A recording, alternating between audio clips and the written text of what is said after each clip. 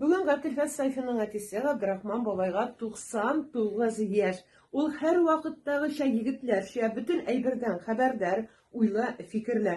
Сугышларны узып пленда булып кайткан Габдрахман бабайның хәтере әле дә искиткеч. Хатыны Разия апа белән узган бәхетле гомерен сагына, балалары өчен шөкер итә, әле безнең Авшарлак мукыскан варклар шишә язганнарыбызга бәя бирә. Габдрахман бабай 99 яшьлек кеше йокысыннан иртә нинди уйлар белән уяна? 99'da 9'unu koşkaç 18 buldu Allah'a şükür. Bugün de işten sağıttırıp ayakta bastı deyip uyanım. Инде менә бүгенге тормышка нинди бәя бирәсез? Bugünkü tırmışını şu rahatlıkın nişik kaldırıp gidersin, bir de kaldırıp gidersin kelmeyi. Şurayda bana bir kitni halim bulmaz indi. Biraz da nangılıkta kiyinmegen.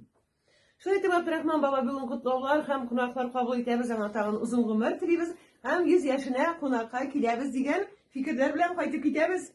Rahmet. Vah. Gelip